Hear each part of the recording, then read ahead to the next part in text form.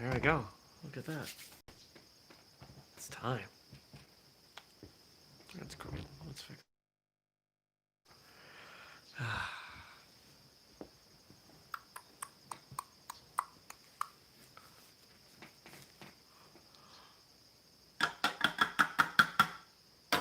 Coffee. 3, 2, 1. Good morning, everybody, and welcome. Today is Tuesday, August 11th, 20. My name is Jeremy, and this is my first cup of coffee.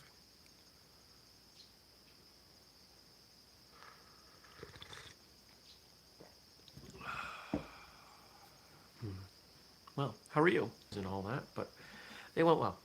I have 5 of them, 4 of them, something like that. But they were good, most of them. I got some work done in between. And really the big push right now is on the programs. Fight conditioning program. We're starting the ads, we're starting commercials, just really trying to get that rolling because put a lot of work into them and there's nothing else like them out there. And I think that this is at least temporarily the future of whistlekick. This is where we have a chance to actually get some cash flow going, which would be a nice thing. Be a nice way to, cover some expenses. What else happened yesterday? I left the house once to go to the mailbox. It was hot, it was muggy, I was busy. And I was okay with that yesterday, which is weird. Normally I feel restless, but I think probably because I had a good weekend and was out and about all weekend. I felt okay with that. I'm sure I will not feel okay with that if I do it the same today. So I'll have to get out of here at some point. I thought about going to Taekwondo last night, but you know what? It was 90 degrees. It was gross and muggy, and I just shut all the doors and windows and put the air conditioning on. And sometimes you just have to do that. I did some forms. I did some kicking. Not a lot, but a little bit. There are a couple things I've been working on with kicking and covering some distance the last few years, to be honest. So just playing with that on the walls, on the door frames, on the bag. That was good. Oh man. I've been watching the 2nd season of The Umbrella Academy on Netflix. I don't know if you've had a chance to watch that, but it's pretty good. A different show. Most of your superhero-y type shows tend to follow a bit of a formula. This one does not. This one's kind of weird, but in a good way. It is unique. Vibe-wise, it reminds me of the movie The Watchmen. I haven't seen the show, but the movie. But it's better. What's going on today? Got a couple episodes to record. Got I think a phone call or 2 in there. It's going to be a busy Tuesday. That's for sure. That's okay. We'll get it all done. Always do. I always get done what I need to get done.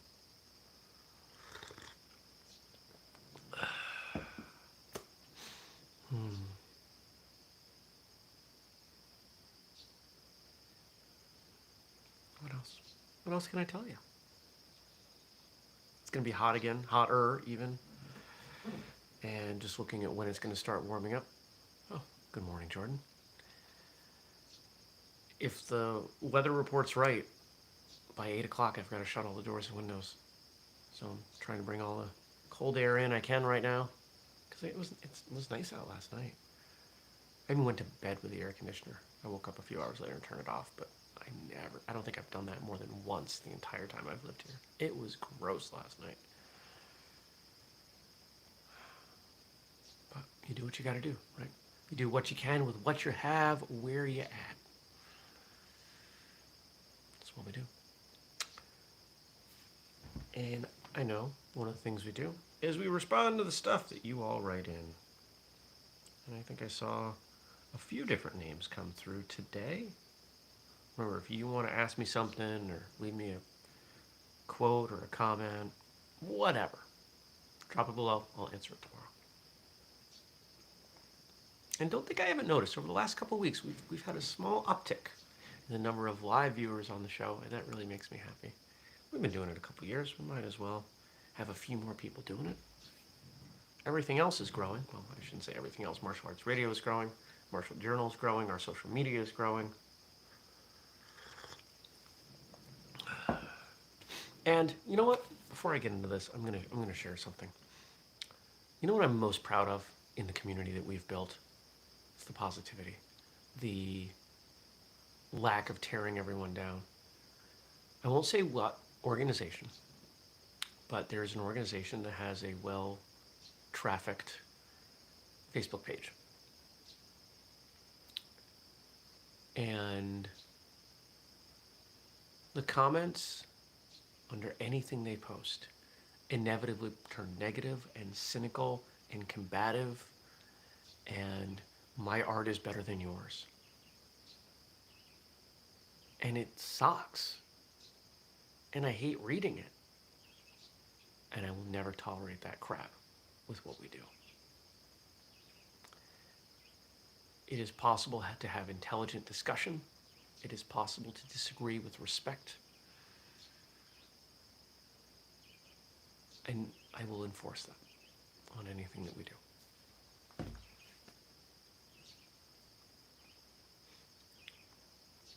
All right, today we got stuff from Frank and from Gabe. Shout out to both of those gentlemen. All right.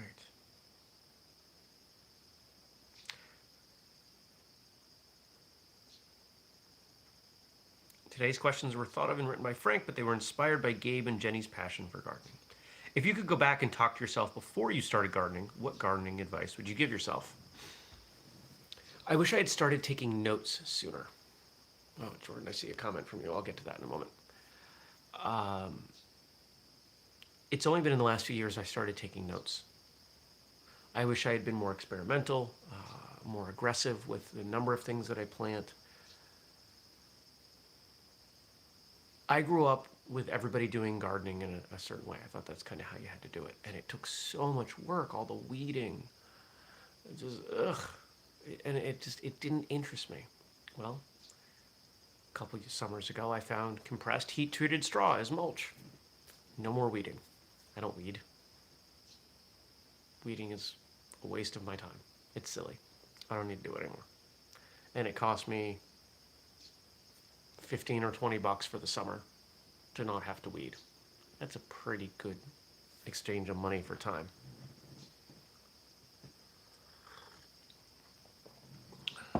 I keep notes throughout the year. This didn't work, this did work. Next time you can plant these denser, you gotta thin these out a little bit more, just stuff like that. And then when I'm planning out my garden next year, I'll consult my notes. See what works, what didn't work. I think the other bit of advice that would have been helpful early on, because I'm more or less accepting of this now, is sometimes things don't grow. Sometimes you do everything right. Sometimes you have great seed or great plants. Sometimes the soil is good, and sometimes things just don't work out. Like this year. Chipmunks murdered my peas, but I'm getting more tomatoes than I ever had. This is my worst year for tomatillos, at least so far, ever. And last year I made a gallon of tomatillo salsa. I think I have 6 right now. Not gallons, but 6 tomatillos.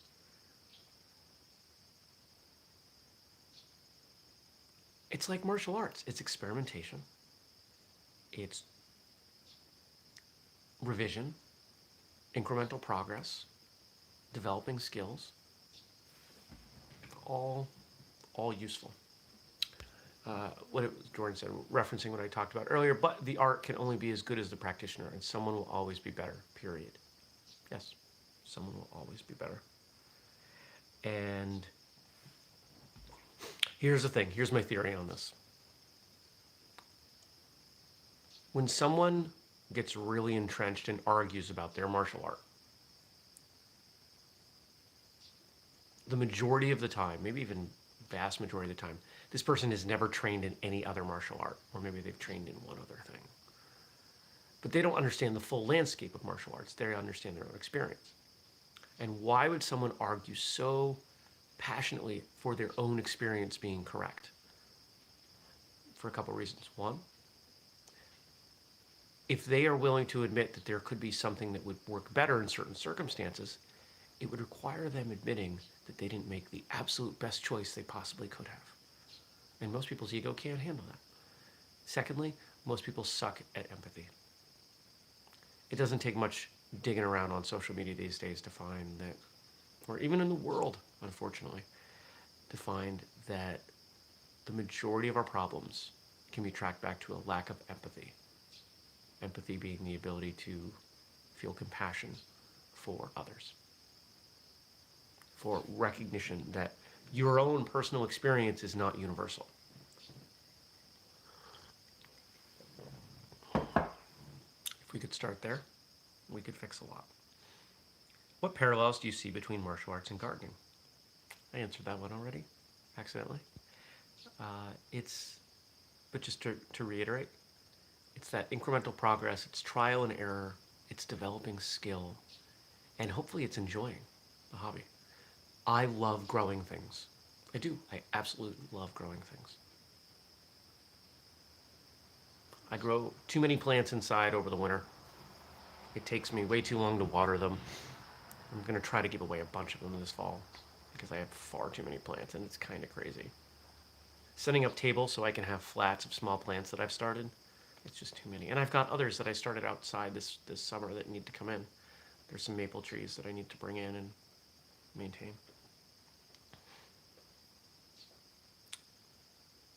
Can you cite any examples of tools once used for gardening now being used as martial arts weapons? Yeah, the entirety of the Okinawan kabuto weaponry, it was formerly gardening implements. The bow, I mean, you could use a stick in a lot of things. I was always taught the bow was to carry buckets of water across your back. Sai was to dig. Tonfo was a handle on a grindstone. What else we got? Well, Aku wasn't. Aku was an oar. I forget the Japanese name, but there's a hoe. There's an actual hoe for digging. What else we got? Kama was for cutting stalks. Am I missing anything? Those are the major ones. Oh, nunchaku was for threshing.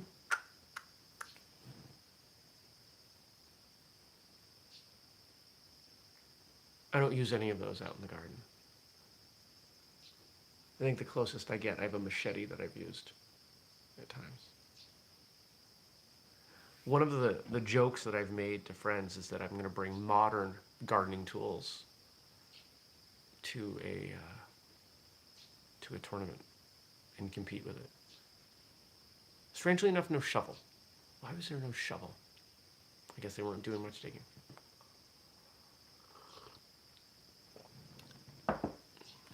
But I've thought about bringing a chainsaw or,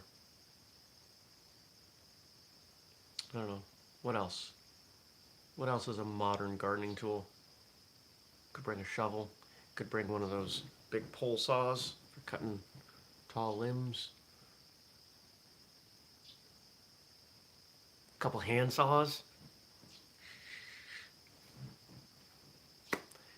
Why not have fun with it? In fact, one of the things that I remember about my original black belt test is that I was presented with a number of strange weapons. In hindsight, I believe most of them were Chinese martial arts weapons that I'd never seen before.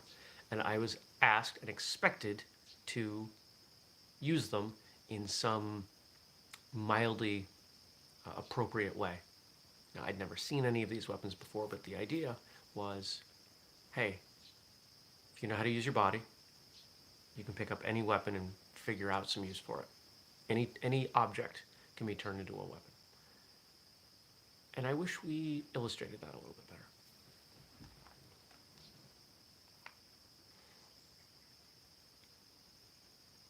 Do you think that the principle of sowing and reaping only applies in gardening? Well, the way you worded that, Frank, I'm sure you don't. I certainly don't either. We reap what we sow. We benefit from that which we put in the time to create.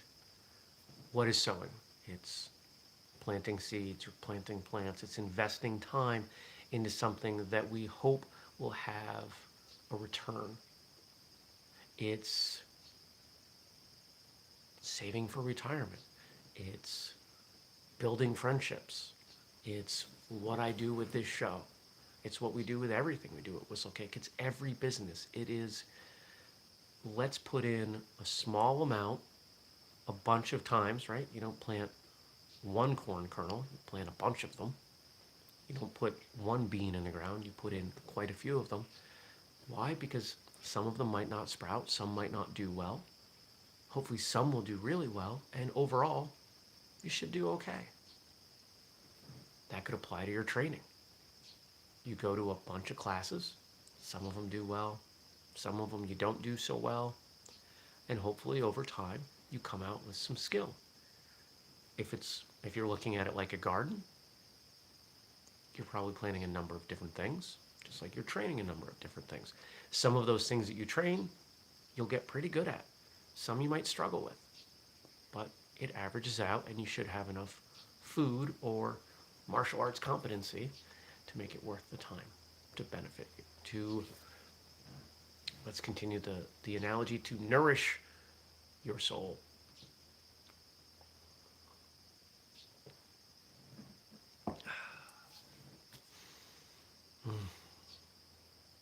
I'm not getting out in the gardens today. It's going to be way too hot. Even though it's only an acre of land, I like walking out, just seeing what's going on. You know what? I think that's what I'll do. Take care, Jordan.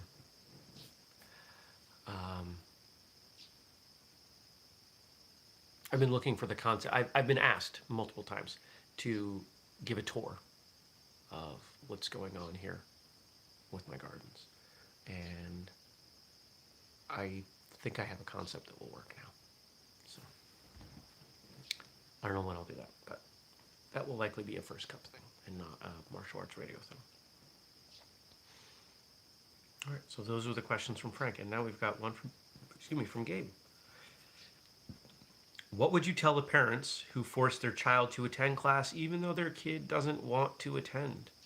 And how do you make class fun for that student when they don't enjoy class? Two parts, obviously a very difficult situation. Anybody who's been teaching for more than a little while has probably bumped into this. And of course there's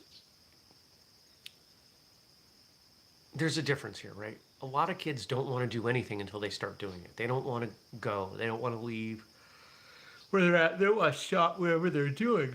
You've got kids who don't want to leave martial arts classes. Same kids who don't want to start martial arts class that day, right?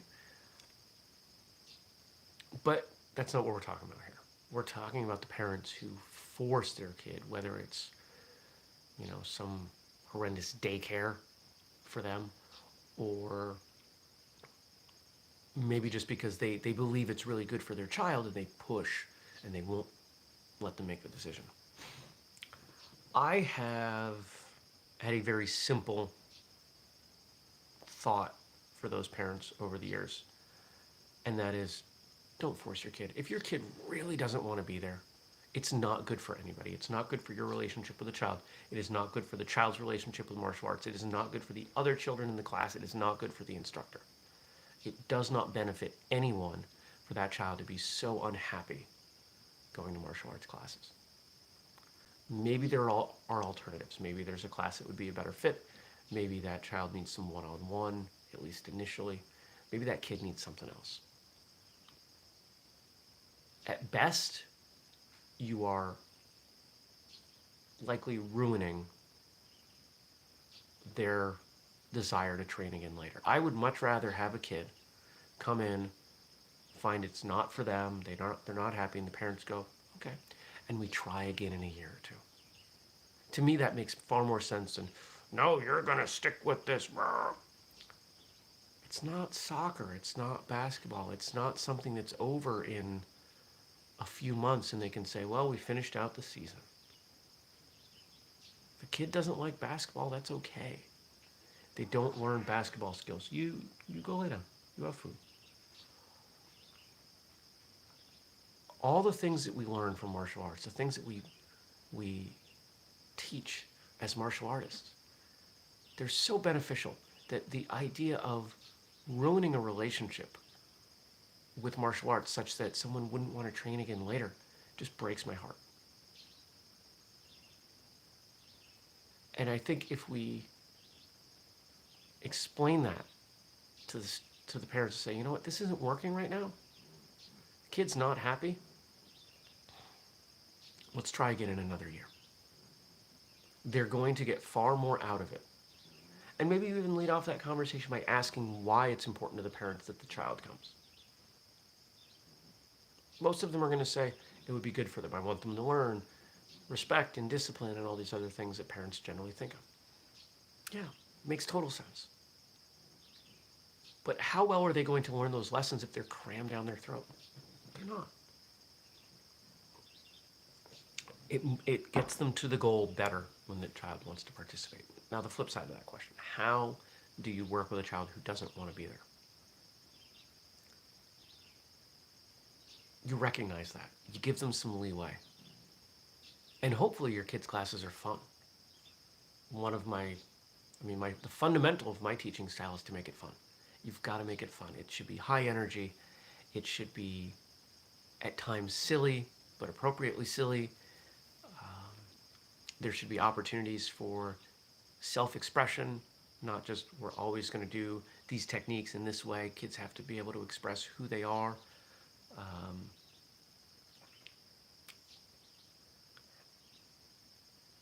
And depending on the age of the kid, maybe even having a conversation one-on-one.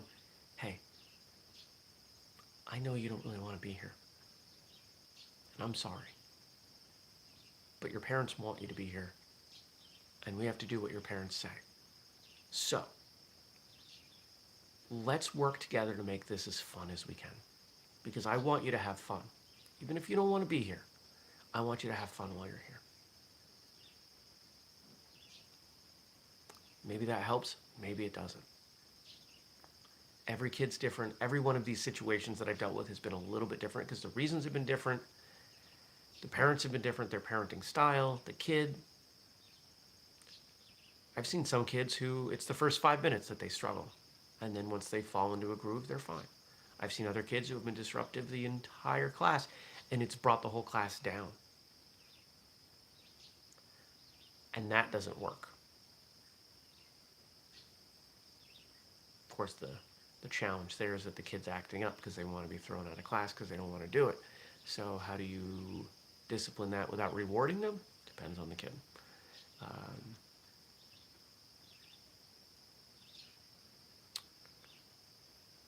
Sometimes it's getting a higher rank to work one-on-one with that kid.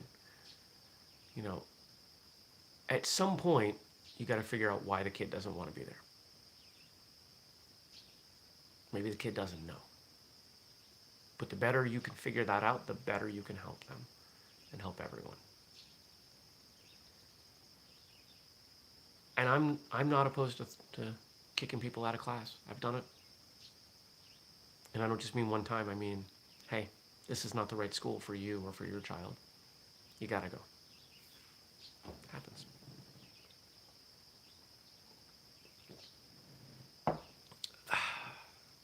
Good talk. Good stuff today, everybody. All right. So here's what's up now. Oh, now we're getting the specifics. The kid is 12 and a red belt. Well, then I'm shooting from the hip on this one, but adolescence is generally a time where children want to pull back from martial arts because it is an individual sport and they see the rest of their friends engaging in team sports and they are trying to figure out where they fit in the social hierarchy, and it is really hard to do that in an individual sport.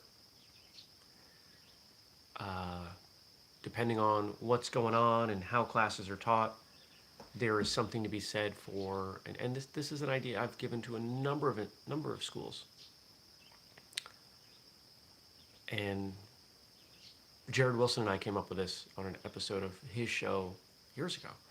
This idea that you can teach martial arts skills to teen athletes as a skill development program. It doesn't have to have belts. It doesn't have to be martial arts. What would it look like if that kid had a number of his peers in a class where they weren't wearing belts? Everybody's just kind of hanging out, doing whatever you're telling them to do, but that kid happens to know what's going on because of all their time training. Might make them feel pretty good in front of their peers. So there's something to think about there. Gabe, if you want, we can unpack that a little bit more one-on-one, if you'd like. All right. Good stuff. Good talk today, everybody. All right. If you want to leave me a question, a comment, a quote, drop it below. I will respond tomorrow because we do the show every weekday, 6:30 a.m. Eastern here on YouTube. Or you can catch it later in audio form. Thanks to Gabe, thanks to Frank for all that they've done. And if you want to support the work that we do, 2 easy ways. Go to whistlekick.com, make a purchase. Use the code FIRSTCUP15 to save 15% off. In fact, a sale came through of something while I was sitting here. I think it was the speed program. No, I think it was the strength program based on the price. Because I just get sale and the price runs across the phone. Yeah, we've got a strength program. We've got a speed program. We've got a fight conditioning program. And we're going to hang there with those programs until I can get them moving. Because as much as I like making programs, you got to start seeing a return before I can do the next one. Or you can support the Patreon, patreon.com/whistlekick. And guess what? If you're in the $25 a month tier on Patreon, you're getting those programs for free. And when we release new book drafts, you're getting those for free. Pretty good deal, especially since that fight conditioning program started at $50. We do what we can to give back. And yeah, Patreon starts at $2. So, all right, I'm going to go. I got more coffee to drink. I got a busy day ahead of me. And I hope your day is good. I hope my day is good. I'm going to work to make it one. And I'll see you back here tomorrow. Take care, everybody.